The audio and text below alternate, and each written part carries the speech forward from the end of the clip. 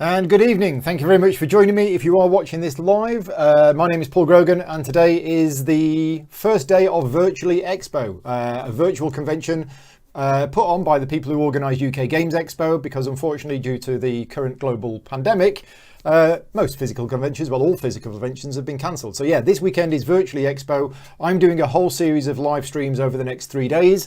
I've done 2 today already, and today, right now, is the last stream that I'm doing today, and we're doing Under Falling Skies again. And today, I am joined by, if I can find the right button in here to unmute him, Mr. Stephen Tudor from Polyhedron Collider. Good evening, Steve. Hello, good evening.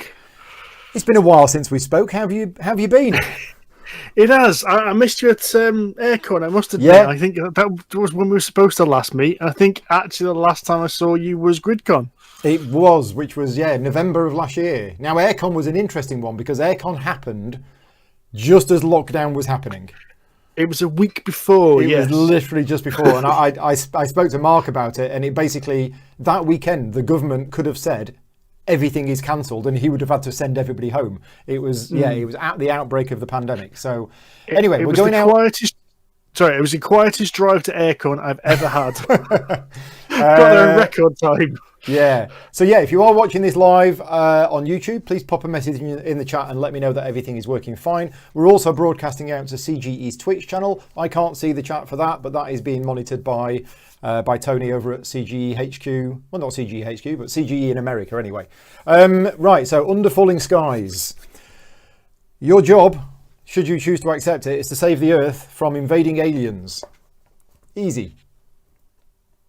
You up for that? Top. Yeah, I'm up for that. Okay. Yeah, let's give it a go. What's the worst that can happen? Death to the human race. Okay, so we have an alien mothership. This is here. It has arrived over the skies of Roswell. Me and Steve spoke off camera earlier, and Steve has decided that he's going to be defending Roswell. The final game is going to come with over 20 different cities, each of which is going to have special abilities. I've got that on the wrong side. There we go. So yeah, there's going to be special abilities for them. There's going to be a campaign system. There's also going to be customizable difficulty level. We've currently got this set to difficulty level 1. You should be able to beat it on difficulty level 1. So would you like to go to difficulty level 2? If you're feeling that confident, Paul, let's go to 2 then. But okay, so pick a number. I'm just worried you're confident. Go on, sorry. Pick a number, 1, 2, 3 or 4. 3. 3. We're going to flip over board number 3. That is how you increase the difficulty of this game. We could increase it further, and we're not going to today, but you could by flipping over another board. The highest difficulty level is 5, which is all of the boards flipped over. Okay, so we're playing on difficulty level 2. And yeah, this mothership is going to move down. At the end of each round, this mothership is going to move down 1 space. If it ever reaches here, where there is the skull, you lose the game immediately. So you're on a hard timer of the number of rounds. Also, your base has a certain amount of hit points, which is shown on this track here. If this hit point track marker ever gets to the skull, you lose the game immediately. The only way to win this game is by doing research to try and develop the ultimate weapon to fight off the aliens. That is done by moving this marker here. This is a prototype, by the way. Moving this marker all the way to the top of the track. If you get it to the top of the track, you win. And that's the only way you win. Okay, so the game is played in a series of rounds. I'll be explaining the rules as we go along. At the start of each round, we roll these dice. There are 3 black and 2 white. All of the dice get rolled. Okay. 1, 1, 2, 2. Wow, and a 5. Okay, so I'm trying to put these in order, but it's late and I can't see straight. So there we go. 1, 1, 2, 2, 5. You now must assign those dice to your base, right? This is your base. Now, a few things about your base. This is the excavator, okay? So these rooms here, these aren't actually rooms yet because you haven't excavated them. So the only rooms you have access to right now are these here. Your base is divided into 5 columns. You have 5 dice.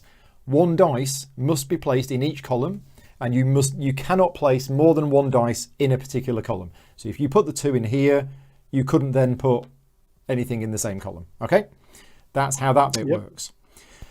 Once per turn, you may put one of your dice beyond the excavator, but only one of the dice, and you can put it a number of spaces ahead up to the value of the dice. So if you were to use this 5, you could put it 5 spaces ahead, 1, 2, 3, 4, 5, or up to 5. Now, generally speaking, you would want to put it 5 ahead because you will then excavate to that point in the next part of the game. But you don't have to, because if you'd already put the 2 in there, then your 5 can't go there, so you could put it there. Okay, what that will mean is that next round the excavator will be here. It means you can then use more rooms. Okay, now the white dice and the black dice, the difference is every time you place a white dice, you must re-roll all of the rest of the dice that you haven't yet placed. So right now you're looking at it and you're going, oh, 1 and a 1 and a 2. If you really needed high numbers this round, you might want to place the 5 first and then you'd re-roll all of these. But if you really like these numbers, you'd want to place those before you place the white dice. So the decision about when you place the white dice is actually a really important tactical decision. Now, placing the dice on a column does 2 things. First of all, you are going to then get to be able to use that room in the next phase of the game. But immediately when you put a dice on a column, all of the alien spacecraft in that column, and at the start of the game there's just 1 in each, will move towards you that number of spaces. So this is a 2, it will move 2 spaces. And if it lands on a symbol, that symbol activates, and in this case it would move 1 to the left, which is then dangerous because if you now put a 2 in this column, both of them will move down 2. Okay.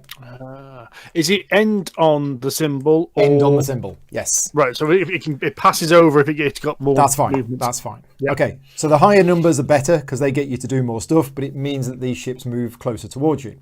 Whenever one of these ships arrives at Roswell, so in other words, moves off the bottom space and onto here, your base takes a point of damage, and this ship respawns. There is an infinite supply of these red ships. Okay. Quick note, tactically, if this is down there and you win the game, a win is a win. There's no point system, so use this wisely. Use it as a resource. Don't worry about letting a few ships down. Just worry about letting too many ships down. Okay, right. So next thing, white dice, black dice. We've mentioned about excavating. Let's talk about what the rooms do. Now, we're playing with Roswell.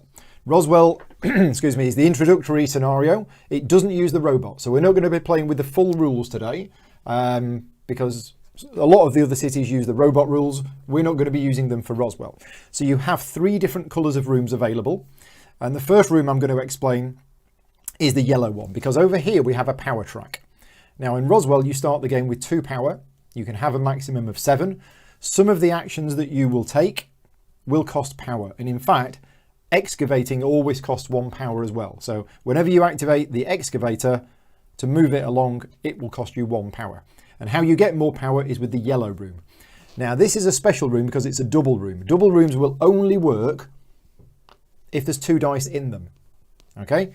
You are allowed to just put 1 dice in it, but then it won't actually do anything when we come to resolve it. It will still move the ships down, but you won't actually be able to do anything. So if you've got 2 dice in there, when we come to resolving the rooms, and you can resolve the rooms in any order, that will generate you power equal to the value on the dice, but there is a -3 printed on the room. So in this case, that's not very good. You might want to do something like that. That would generate you 4 power because it's 7 minus 3. Okay. Later on, you will see that you will have another yellow room here, which is better, and another one here that's even better still, but you can't use them at the start of the game. Okay, winning the game is all about moving up on this research track, and that is done with the green rooms. And there are multiple green rooms you see on here. Roswell is all about doing the alien research. Green rooms will cost you a certain amount of power to use. And what a green room does is it generates you research points equal to the value on the dice. So if we put a 5 in here, that generates 5 research points. Those research points must be spent immediately. And even if you're using 2 different rooms, you do not add the points together and then spend them, okay? You have to spend one of the rooms first and then the other room in any order you want. And the research points is for moving up this track here. And you notice that there's numbers in these green circles.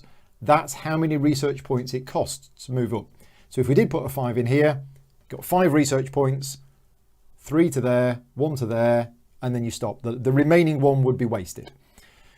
So yeah, so this room costs 2 power to use. This one only costs 1 power, but is a -1, etc., etc. Now, before we go too much further, the last number on the track is in 11.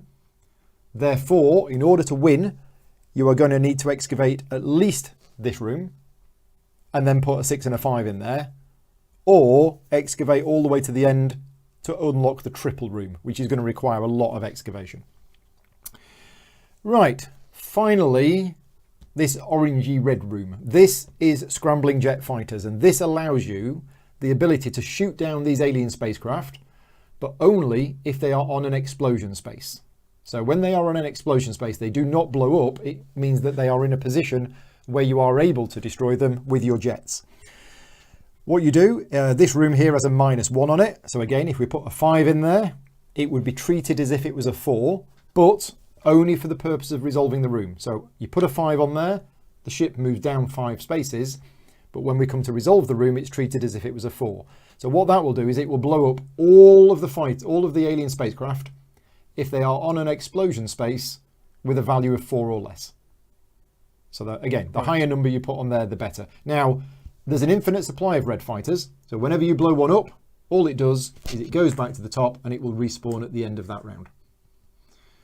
So you can never get rid of them completely. Right, that is probably enough to be going on with. So I'm going to remove the blue dice because we don't need them in Roswell. And yeah, we're ready to go. So we've rolled the dice. Off you go. Now I'm happy to give you any tactical advice you want, but I'm not going to, I'm not going to tell you what to do. But if you need any hints or tips, let me know. So what happens? The top row of buildings. The kind of yes, grey, you're right. I forgot. Top row of buildings. Whenever you put a dice on a top row, it means that the alien spacecraft move 1 space fewer. So it slows them down, but that's all it does. It doesn't have any other ability other than slowing them down. But again, if you're trying to maneuver these to get them on the exact positions you want, then that can actually be really useful. Okay. Right then. Excavate early. Yes, I was about to say, I think that 5 should become useful and start excavating. Yeah. So, do we need the power first, or do we? You've got 2 power. You have 2 power. So you don't spend the power to place the dice. You only spend the power when you're resolving the rooms, which is afterwards. So is that after you've placed all the dice? After you've placed all of the dice, yeah. Okay. So. So yeah, 5 would excavate there. I think that's a very good plan. Okay, so you've placed the white dice. This in. moves down 5. Yep. 1, 2, 3, 4, 5. It's on a blue arrow, so it moves over to there. And then we're going to re-roll all of these. Here we go. So we've got a 1, 2, 3, and a 5.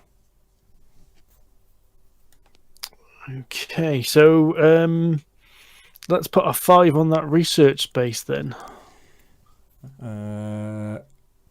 This one here? Yep. Yep, so that's going to move both of these ships down 5 spaces. 1, 2, 3, 4, 5. 1, 2, 3, 4, 5. Okay. Okay, and then let's put the 2 and the 3 in the power room then, so we've got some juice going. So you'll have to put, if you want to put the 2 and the 3, you'll have to put the 3 first, because if you put the 2 first, you'll re-roll. But you might want to re-roll. Yep. Go on then, put the 2 in first, and let's see what we get. Column 4 or column 5? Let's put it in column 4. Okay, so this moves down 2, and then we're going to re-roll these and hope we don't get 2 1s.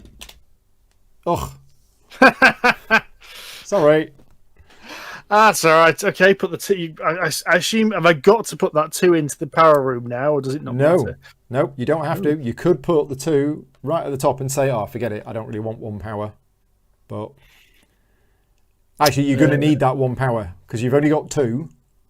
Excavating costs 1, the research costs 2. So I think you're going to have to put the 2 into there. That's going to have to go into there, yep. And then the 1, you may as well put it in the top room just so that the thing doesn't move. Yes, that makes sense. Yeah. Okay, so now we resolve the rooms. Now, resolution of the rooms can be done in any order you want. It's normally very important, the order, but it's normally quite obvious. the order in which you do them. But just be aware, it is now optional. You do not have to use this room. If you had a change of mind now, you don't have to use it. Right. Now this doesn't do anything, so that goes away, but I assume you're going to get 1 power, because that doesn't cost you anything. I assume you want to excavate. Yep. Do you want to spend the 2 power for 5 points of research? Yep. Let's start going up that track. So no power, so that moves you on to the 3, then the 1. Okay, and now the mothership moves down. So this mothership moves down to here, and then, and I didn't mention this before, but once the mothership has moved down, there is an icon on the mothership track here. So as soon as the mothership moves down at the end of the round, we then resolve this ability, and this means that a white fighter ship has appeared. The difference between the white and the red ones is the white ones, when you blow them up, they disappear. Right. Okay, so now we respawn the fighters. The rules for respawning are fairly simple. If there's an empty column, that's where it goes. There you go.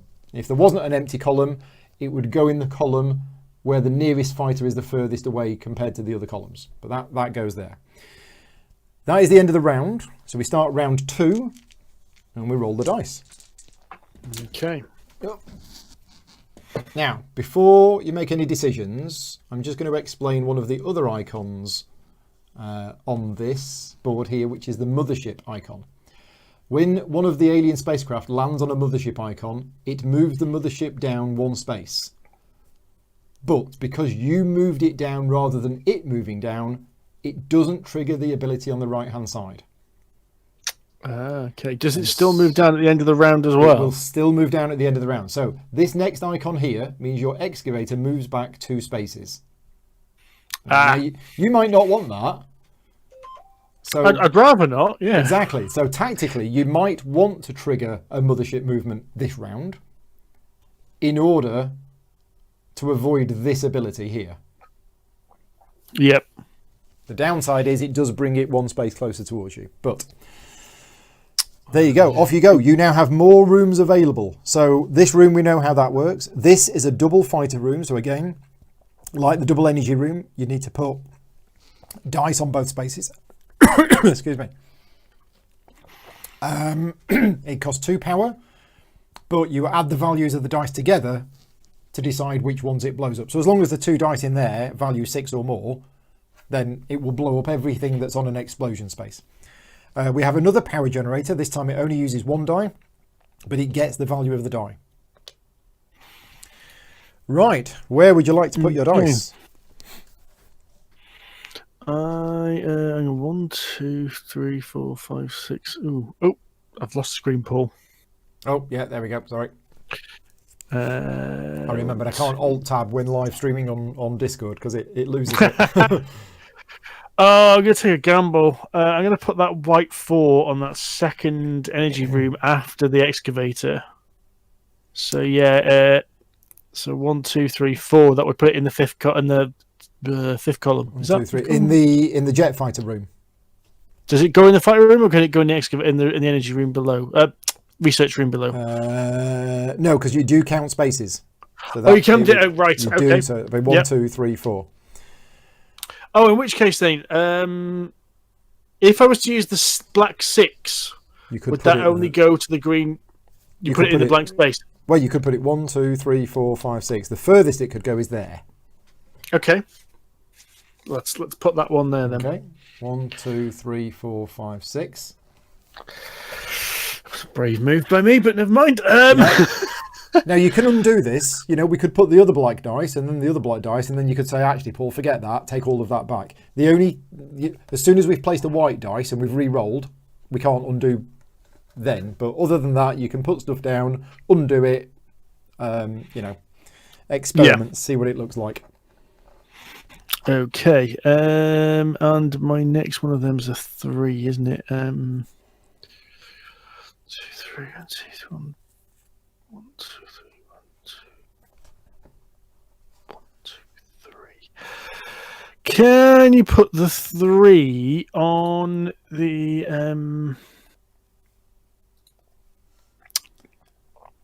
white 3 on or the the black second 3? Put the black 3 for now on the second energy room going down, so it's in the first column. On there. Yep. Yep, that's the one. Good. So this moves 3. 1, yep. 2, 3. So that is on an explosion space of value 2. On value 2. So all I've got to do is put a dice of value 2. But remember, whenever you use one of these red rooms or the orangey rooms, it will destroy all of the spaceships that are on explosion spaces of the appropriate number. So you probably don't want to do it if it's just going to kill one of them. You want to try and kill, 2 or 3 at the same time. Or, and I'm not saying this to try and challenge you or anything, but the group that played this earlier today blew 6 ships up on 1 turn. Yeah, I ain't gonna be that good. I'm telling you now, I'm not gonna be that good. Yeah, it was very impressive to see.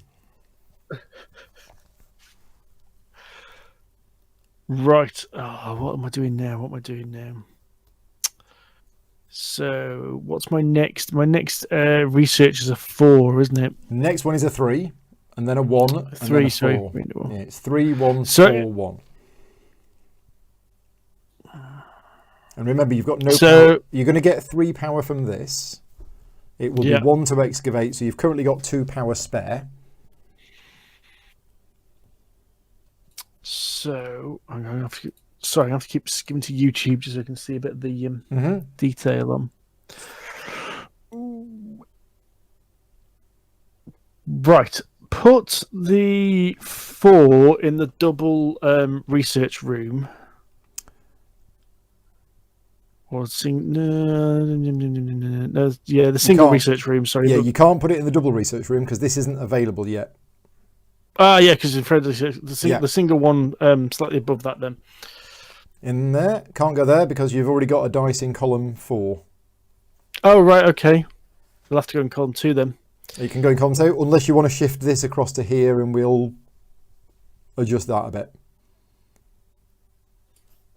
But column 2 is pretty good. Stick it in column 2 then. Yeah, column 2, so that moves this down 4. 1, 2, 3, 4. That's on an explosion space. And 1, 2, 3, 4. Okay, I'm going to re-roll.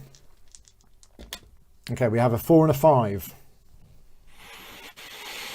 Okay, so the first jet fighter space, is that a minus on that one, is it? It is, but you've already got a dice in column 1. Oh, God, I have, haven't I? Yeah, so you've only got columns 3 and 5 left. Which is, it's not going to be good, is it? No. No. And I can't put anything into the double energy room now because I've got something in column 4. You've got something in column 4, yeah. Yeah. Okay. This is trickier than I thought. It is. So you're probably looking at the top rooms just to slow them down a bit. Yes. Let's do that then. Okay. So I'd possibly recommend putting the 4. Oh, I don't know actually. Yeah, it's tricky. I'd put the 4 first to re-roll the 5 because then because you want a low number. Yeah, put the 4 on the 5th column then. Okay, so that moves down 3. 1, 2, 3, and nudges over, and then we re-roll this, and it is. Oh my God! You got to laugh, right? Middle, top. Yeah, that's about the only place it can go right now, isn't it? 1, 2, 3, 4, 5. Wow, unlucky dice rolls. Okay, so let's resolve these rooms. I guess it's 3 power. Yep. And then spend 1 to excavate. And then spend 2 to do 4 points of research. That moves that to there. Okay, and then Mothership moves down 1. Excavator moves back 2 spaces. And we're good to go. Next round. Now the good news now, column 5 has nothing in it. So you can put as big a dice as you want in there and nothing will move. Right, 4 4 1 1. Full house. Look at that. Right, let's what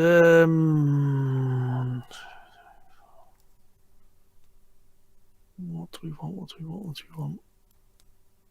And you now have a double research room available to you.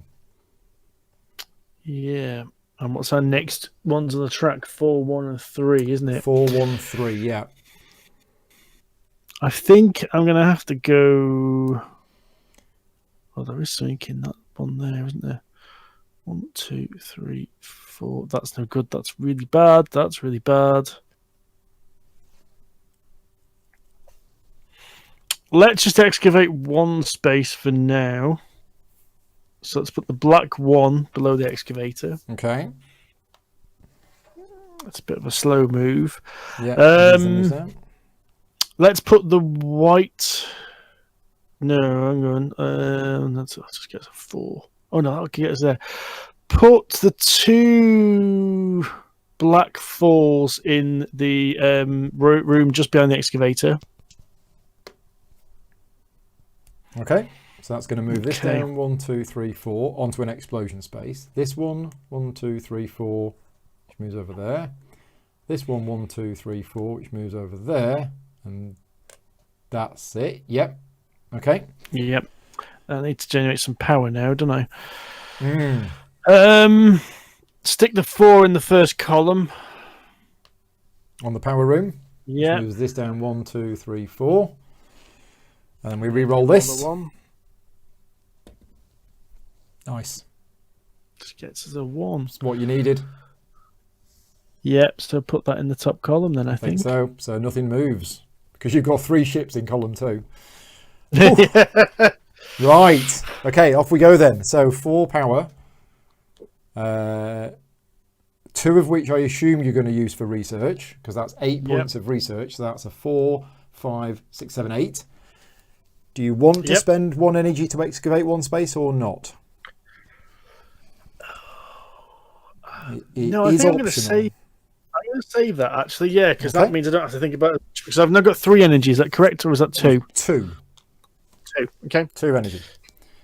Okay, so the mothership moves down 1. We get another white. Column 3 is empty, so it goes there. Next round. Okay. Now the big numbers come out. 6, 5, 4, 4, 1. Okay. 2, 3, 4, 5, 6. I'll get me to there on the excavation. If you can blow some stuff up this turn, that would be would be most beneficial. So what am I on explosion wise? I'm on a 3, a 4. Well, remember the jet fighters are resolved when you resolve the rooms, so it's not where they are now. It's where they're going to be after you've moved them. Could be. Yeah. Yeah. So the first jet fighter room is at a -1. This is a -1, which means if you stopped this move, if you moved this 2 somehow, that would be on a 5, and that would be on a 3, and then a 6 could go there. 1, 2, 3, 4, 5, 6, but a 6 would not do that one. So yeah, it's tricky. But if I put one of the 4s there, I could at least get rid of the lowest one, couldn't I? If you put a 4 in here, that would destroy anything that was on a space of 3 or a 1, 2, or 3. So it would get rid of the one that's at the lowest range at this point. It wouldn't get rid of this one. This one's on a 6, and this one's on a 4. Oh, I'm gone. So where's the 6 coming from then? This one here is a 6. Right, could be just because the view. Where's the number 6 coming from, Paul? It's the actual number just underneath the explosion. Oh, right. Okay. Yes, I'm struggling to see that on the Disco. There's an orange number there. Ah, right. Okay. Oh, right. In fact, I can zoom in a bit on here because we don't need. That's all right. I know what I'm looking for now. So okay. That makes things. Yeah, I'm going to have to go to the satellite delay and go to the YouTube go to channel. YouTube to see the numbers, yeah. Yeah. Okay, that makes a massive difference, that, doesn't it? So I'll put that back for now. Yep. Did we move this ship down 4? No, we didn't move. We didn't move no. it down, no. Because I was just working out where that was going to go. Yeah.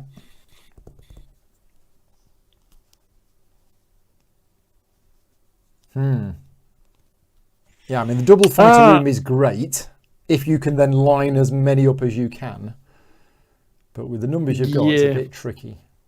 Well, I'll tell you what, if I put the If I put the 5 in the double fighter, that's a 6, isn't it? If I put the 5 in the double fighter in the single fighter room, I mean, I have to re-roll everything after that. Yeah.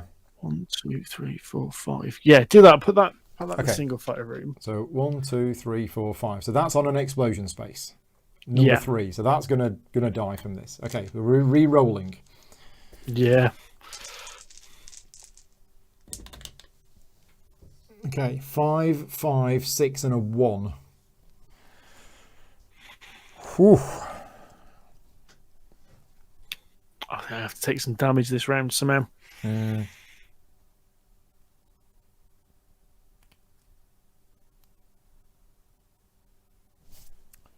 2, 3, 4, 5, 6. Yeah, but that's a 5 then. Yeah. I mean, you're going to need some power as well. You've got 2. Yep. 2, 3, 4. 2, 3, 4, 5. Yeah, so put that 5 in that last column. Put the 5 black in column 5 in that last 5. column. Moves Yep. this onto there. So that's going to die. Yep.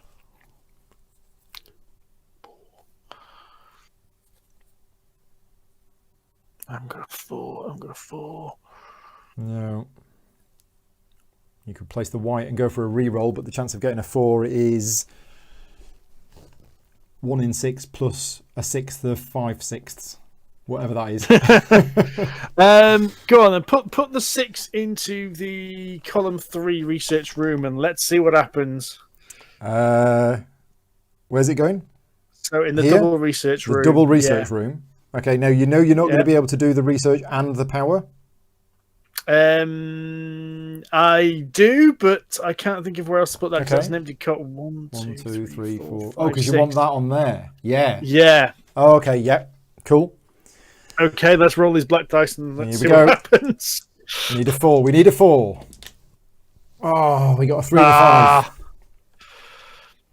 Coises. 2, 3. So let's put the. Well, I think the 3 is going to have to go in the second column, isn't it? In the black grey room At the top, yeah, because that moves that to there, which isn't enough, but it moves that one to there, which is on a 3. Yeah. But this one moves to the mothership space. The mothership goes down 1. Okay, and then the 5 is going to have to go in the power room so I can generate power. Yeah, it's going to, isn't it? So this moves 5. It's gonna have to. 1, 2, 3, 4. Roswell takes a point of damage. Ship will respawn at the end of the round. Okay. Yeah, these dice have been absolutely brutal tonight. Okay, let's resolve the room. So we'll do the power first. That is 7. Oh, no, we don't want to do the power first because you'd waste it. Okay. So that's not doing anything. That's not doing anything. Yep. So use our jet fighters then. Yeah, so 1 point of power to destroy jet fighters. Anything on a 4 or less. So that's that one, that one, that one, and that one. That's pretty good. That's not bad. I'm happy with Not that. bad at all. And then you generate 7 points of power, 1 of which is wasted. But there we go. Okay. Okay, so Mothership moves down 1. Excavator moves back 3 spaces. Remember. Oh, does the mothership move? Because I moved it. Does it move twice then? You moved it, and then it moves at the end of the round. Right, okay. But remember, fair enough. this board is the board that we flipped over because we increased the difficulty setting, which is why these are horrendous. Fair enough. So, 1, 2, 3. Okay. Next round. You have 7 power. That's good. Oh, we need to respawn. Now you've got a choice here. We have 4 empty columns. We have 3 ships. Which column would you like to remain empty? Well, that's a damn good question. That. Which column are you going to put a dice with a big value? I need to start doing some research. I think I'm ignoring that lowest alien craft because there's no point. Yeah. So I'm going to start doing some research. So it's probably going to go in the single research room, probably. So Not the double one? the first. Oh, you Well, can't use can the I go double into? one. Can't No, you because the can't. excavator went back. Excavators, yeah. There's been a collapse. Yeah. So yes, let's put it in the let's not spawn in the first column then, because that's my best research room. So we're going to spawn in columns 3, 4, and 5. Okay, right, off we go then. We have 3 1s and 2 4s. Here we go again. If I was playing Yahtzee, we'd be sorted. Stick the white 4 in that research room. Ooh, hang on, what is it? Is that a -1 or a -2, that research room? This one here is a -1. Okay, let's not do that then, because I ideally want a 4 value out of that, don't I? So I can go up 2 steps. You could put it there. So, oh yeah, I could do, couldn't I? Yeah, let's stick it there then. Oh, let's get this pain over and done with now. And put that there. Do you want to use the black 4 before you use the white 4? Oh, have we got anything? What numbered space is that craft on at the moment, Paul? This one is on a 5. Okay, yeah, because if we use the black 4, I can go up a little bit, can't I? On the old the research track, you've yeah. got a 2, a 2, and then a 3. So, but that spot's a -1, isn't it? So I don't need to go up 1 step. So that would be the 3. Yeah. Yeah. Or you might just want to re-roll the black ones and hope you get a 6. Oh no, that still wouldn't be enough because you need 7. Yeah. Okay. Yeah, I need a 4 and then something else, don't I? So here's the thing. Here's the thing. You could, as you say, put the 4. Put the 4 on that row 2, on column 2. Sorry. Yeah. Maybe you put the black. Yeah, I'm not sure, but it's up to you. I'm thinking about the white 4 at least. Then I could have a reroll and see what else comes in. Okay, so this one attacks Roswell, point of damage, respawn. This one moves 1, 2, 3, 4, and then we're going to reroll these. Okay, yeah. Let's see what happens. Right, we have a 3, 3, 4, and a 5. Okay, that's a bit more interesting, isn't it? So if I put the 5 into column 1, that means I should be able to go up a bit more on that track, on the research. Yep. Yep. And there's no any craft. Nothing moves down. Yep. I need to excavate a bit more. You do need to excavate at some point. Yeah. 1, 2, 3, 4. Now, just so you know, this next icon means you're going to lose 2 steps worth of research. Oh, bugger. Yeah. Okay. So, again, if you'd wanted to avoid this, you might want to try and manually trigger the mothership movement this round. Yeah, okay. In which case, put the black 3 on column 5. As excavation? Yeah. Yeah, so that moves That's the one, yeah. 2, 3. That moves the mothership down to here. Yep. Okay. What have we got left? A 3 and a 4. We don't need any power. We could do a bit more research, really, couldn't we? Let's take. We haven't got anything on any fighter spaces. So what's the column 4 research spot? It's a -1, which will get you a 4 in there. Would be 3, which would get you up to the next bit. Let's put the 4 in there then.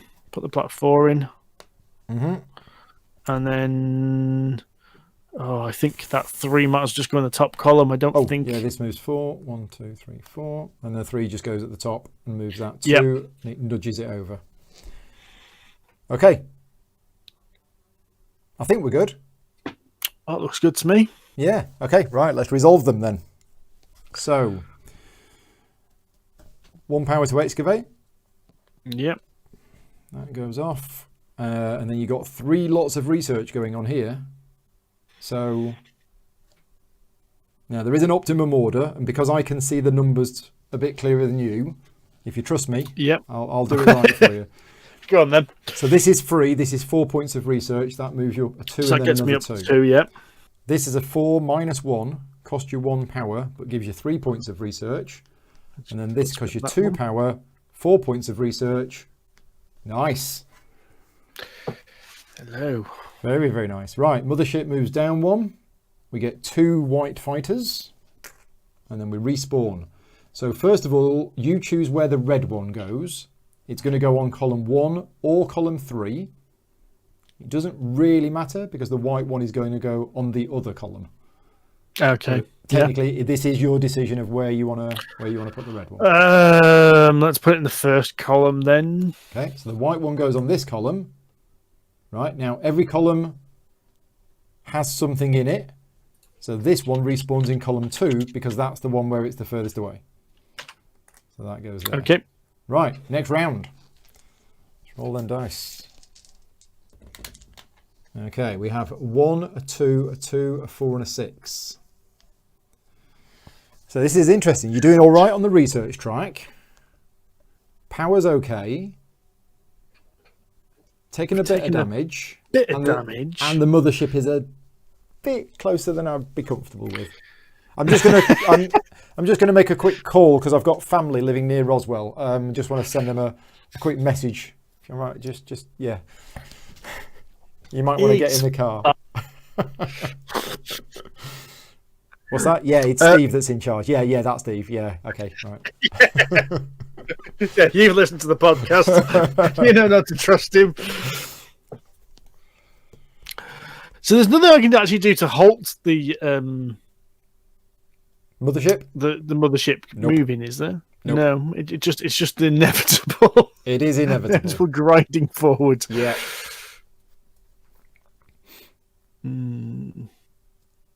Okay, so we've got a 2, a 5, and a 1, a 3, but then we don't need that bloody 11, don't we? Yes. That 11 is just a bugger, isn't it? Yeah, I mean, I've seen this game won by somebody just not bothering with the last room and then just re-rolling until they've got the 6 and the 5 when they need it. And I've seen other people just really go for it in the excavation. And if you do, you can get to that 11 easily. But you've spent so much time and effort on excavating that obviously you're diverting your resources elsewhere. 1, 2, 3, 4, 5, 6. But I think you're right. I think we need to just open up the options. So let's bang that white 6 in the first column to excavate as far as we can. Okay, so 1, 2, 3, 4, 5, 6. Yeah, because we're going to lose some excavation this term when the motherboard comes. No, we're not. We're going to lose research. Oh, it's research, is it? Oh, research. Okay, fair enough. Yeah. So we need to get up on that research 1, track. 2, 3, 4, 5, 6. That is on an explosion space of value 3. Okay. We're re-rolling. Yep. 1, 2, a 1, a 1, a 2, and a 6. 1, a 1, a 2, and a 6. Okay. Ooh.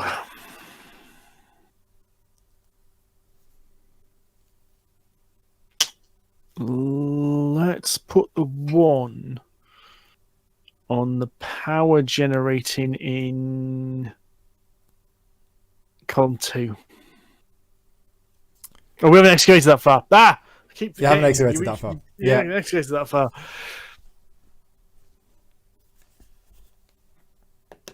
There you go.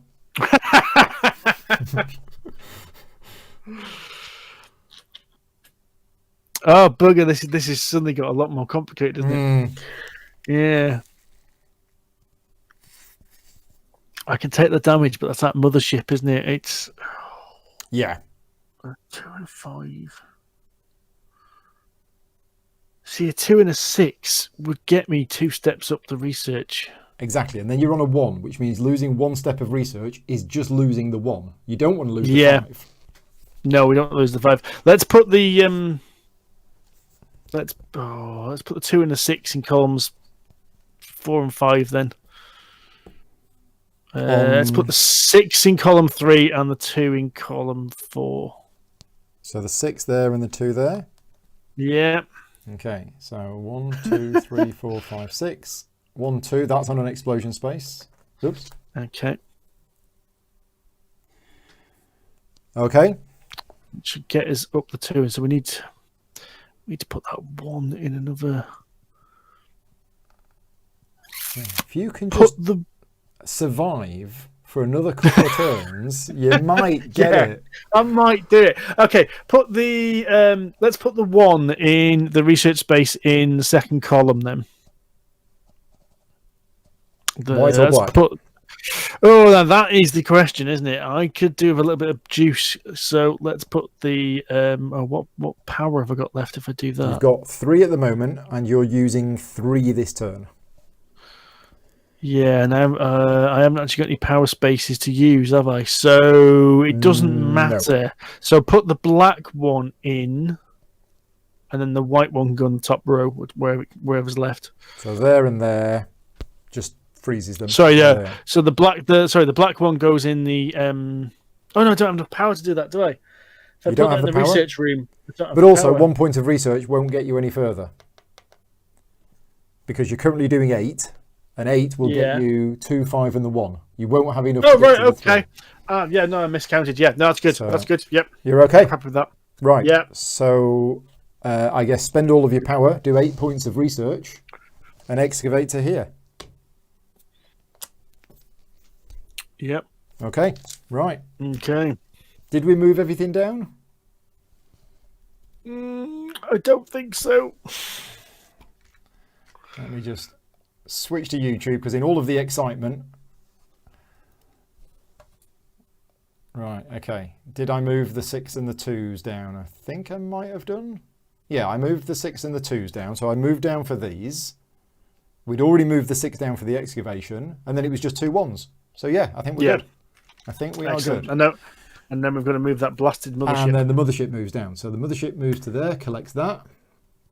You lose 1 step of research, and then this respawns in column 5. Off we go. This is tense. Okay, we have a 3, 2 4s, a 5, and a 6. Oh. Well, that's enough research to win. Okay, we just need some juice to back it up with, don't we? You need 3 power, which you can get. It's if you can survive, which I think you might. I think you can. Okay. I'll let you work it out, but I think that is good. I think those high rolls at this point might be good. Okay, so let me. What the hell am I doing then? So I need a. So what do I need on that last one? 1, 3, and 11. Is that correct? A 1, a 3, and then an 11. Yes. So I need a total of 15, don't I? Mm-hmm. So yeah, we've got the dice. We've got the dice for that. I've just got to put them in the right rooms and then get the energy. So let's do that then and say hell to the ships coming down. So so I can put the 4, the 6, and the 5 if I put them in that order in the 2nd, 3rd, and 4th research rooms. 2nd, 3rd, and So it'll be the one on the 2nd row, 2nd column. Like that. That gives me the 15 I need in the research. Yeah, okay. But So I that's need gonna 4 move- power to do that, don't I? Yeah, so that's going to move this one down, which is a damage. And this one, Yep. 1, 2, 3, 4. Yep. This one down 6, which is a damage. Damage. This one down 5, 1, 2, 3, 4, 5, which is a damage. Oh God! I've miscalculated 1, this, 2, haven't I? 3, 4, 5. We can undo all of this. Well, we can undo. I don't know. Well, no, we think we could. I think we you've done it. Could. I think you've done it. Right. The problem is I now need to re-roll those 2 dice, don't I? So don't put the 5 on. Put the 4 on first. Okay. Yeah? Yeah, which gives us 1 more damage because that will go down Another 4. damage. Yeah. Oh If dear. we re-roll that 3, is that enough power then, is it? Yeah, that's 4 power. Yeah. Okay, so this one just goes in the top of column 5. Yeah. 1, 2, 3. There you go. 4 power, 4 research, 11 research, win. Awesome. Oh, well. These pants are awfully comfortable for flying. Skin of your teeth. Yeah, I didn't think you were going to do that. Actually, when we were 3 or 4 rounds in, I thought this is going bad. This is not going well. But there you go. That was right. I'm just going to show you what this board would have been on the other side. So have a look at these numbers 2, 3, 4, 2, and have a look at these penalties, and have a look at what's on here. There you go. The penalties are a lot less severe. The board setup is easier. So even flipping one of these boards over is quite a big step up in difficulty. But yeah, I'm glad we upped the difficulty, because actually I've done about 20 demo games of this, and a lot of the time people say, oh no, I'm just going to go on the easy level, and then they do win. Now it still feels like a challenge, but upping the difficulty and still winning feels more rewarding. So yeah, I'm glad we did that. But now, you didn't know much about this game going in? No. I knew it was a kind of Space Invaders influence game, but that was it. Right. So it wasn't what you expected because you didn't know that much about it? It's weird. You know, when you look at a board and you can get an idea of kind of roughly what it is? Yeah. I just didn't get it, because it's basically Space Invaders and XCOM at the same time, isn't it? Yeah. Because, you got the excavation of the base, and then you're doing research to make your weapons. So I didn't understand the research side of it. I thought it was just going to be about shooting them down based on what I'd seen. But yeah. It's a clever little game, isn't it? It is, yeah. And I mean, I was playing by instinct there, and so I wasn't thinking about things maybe as deeply as you could. But I can imagine how... Yeah, but I can imagine how you can get into some really complex thought processes of, like, as you said, maneuvering the enemy alien ships. They're on the explosion spaces, and then using the dice to blow them up and trying to line everything up perfectly. Yeah, I can see some people it's going to melt their brain because of it. There's a lot of. I mean, one of the great things is the variability. So we mentioned there's going to be over 20 different cities. New York and Washington are the other ones I've got. These have special abilities on them. Okay, so as well as the different cities, and there's 2 sides, because when you're playing the campaign version of this game, you actually get 2 attempts to defend a city. If you fail the first time, you flip it over and you get another attempt. And the base configuration is different. So if we go with New York, for example, it's actually this configuration. Yeah, so that's the New York configuration. Okay, right. So we have robot rooms. We have a double energy room again that's available right from the start, but with no -3. But the research doesn't come in until later. And every base is different. The strategies that you need to take, depending on the base that you're playing, are very different. The way that the robots work, I'll just explain them briefly with Washington, because it's different again for New York. So with Washington, you use this setup. This is the setup for Washington. And there are these rooms here. And what you do is you go into a room. Let's say you went in a room with a 5. You spend the 2 power. Because you went in there with a 5, that allows you to build a strength 5 robot. You assign that robot to a room, and it will work in that room every round. And every round you use it, it will tick down by 1. Okay? But although it's a dice in a column, it does not move the alien spacecraft, and it does not count as a dice in that column. So you still have to place 1 dice in a column irrespective of the robots. So the robots are quite cool. And the way that New York works is that normally you can have 2 robots, but with New York you can only ever have 1 robot, but it acts as if it's 1 stronger than it actually is. So that would resolve as if it was a 5 instead of a 4. As I say, I've only got 3 cities at the moment, but they have a lot more of them. But there you go. Yeah, so that's coming out later this year. This is the box size. So it's the slightly bigger size from the normal party games that they do, like Codenames. This is the size of the Adrenaline expansion box. So it's a little bit bigger than the Codenames box, but it is going to be packed with content because, as I say, there's going to be 20 odd different cities. And once you know the game, you can actually play a solo game of this in about 20-25 minutes. So it's a kind of, and it is a puzzle, and it's a challenging puzzle with a lot of variability, not just in the setup, but obviously the dice. The dice are going to be the big variable factor. But because you've got a lot of ways of manipulating the dice and when you place them and where you place them, for me, even though it's dice rolling, I still feel like I'm in, a lot of control of where I put them. So Yeah. You've got a lot of choices what to do with those dice, haven't you? Yeah. So who in the Polyhedron Collider crowd is going to like this game, do you think? I think Rory's going to like this. I think it's going to melt so. John's brain. Yeah. I think John will like the puzzle, but I think he wouldn't be able to play a solo game of this in 20 minutes. Definitely not, because he'll be trying to work out the optimum move every time. Yeah.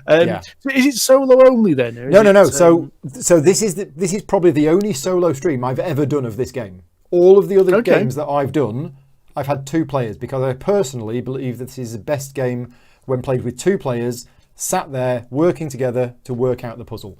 So, strictly speaking, it is a solo game. There's no multiplayer rules. You don't take different roles or anything like that. But working together on this with somebody else, I find an extremely... But I like playing solo games with somebody else and working things out together. So that's what I like in a game.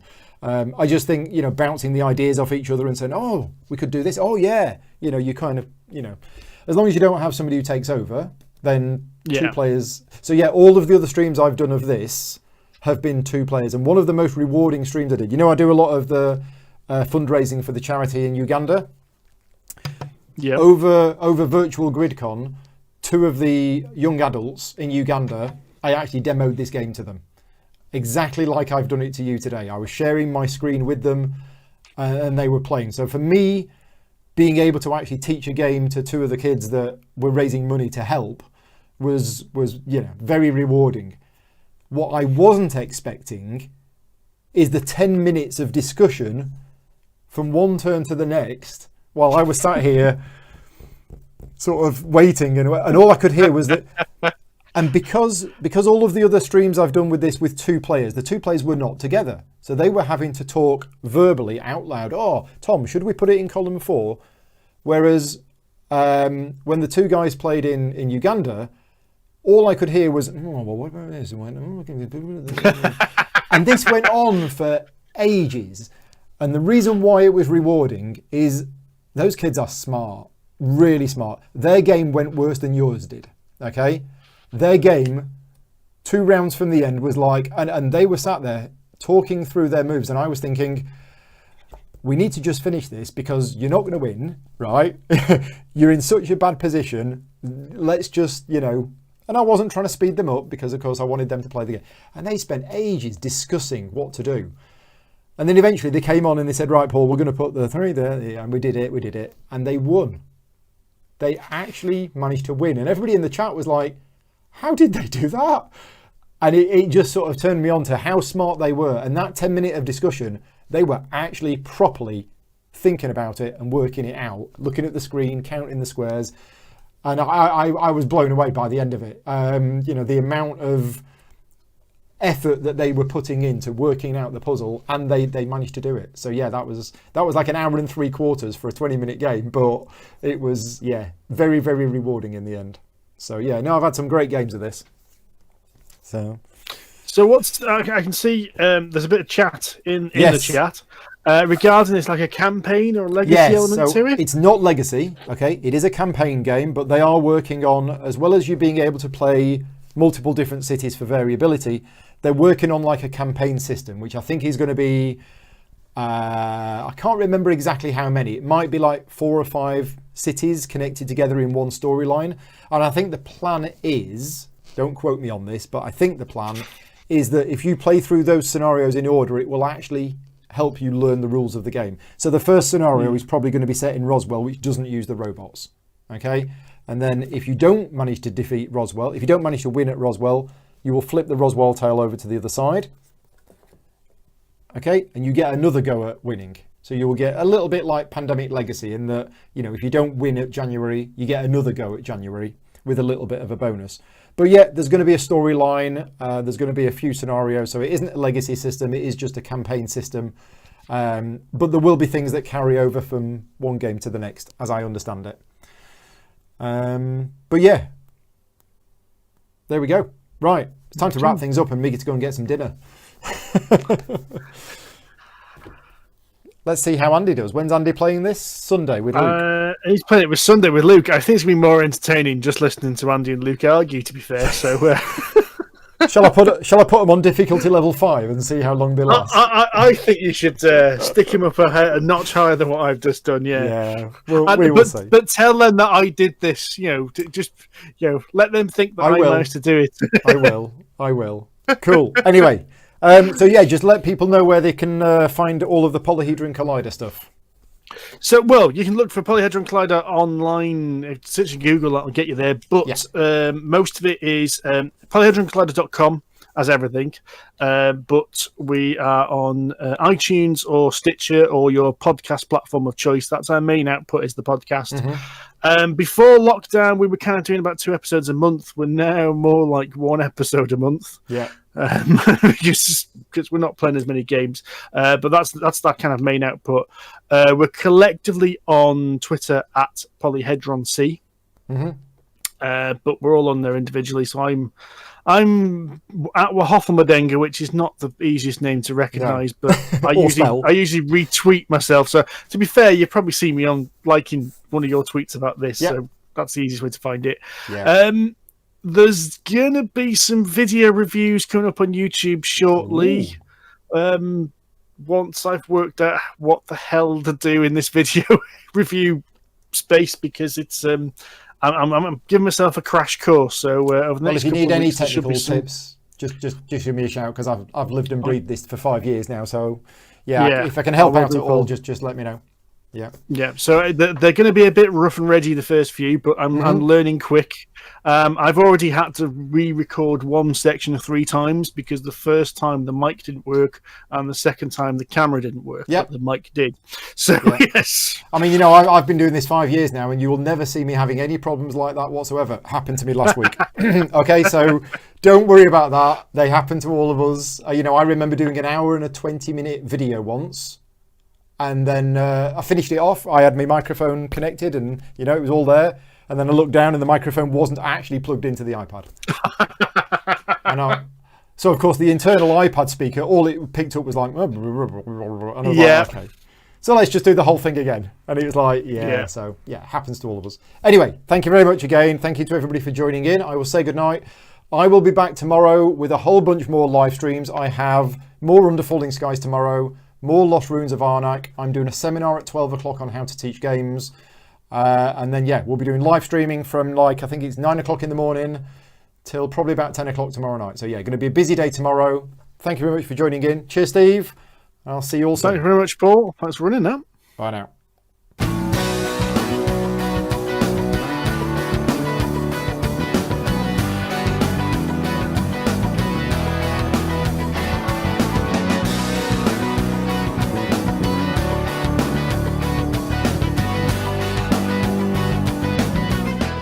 Gaming Rules is proudly sponsored by Game Toppers, upgrading your gaming experience. Visit GameToppersLLC.com.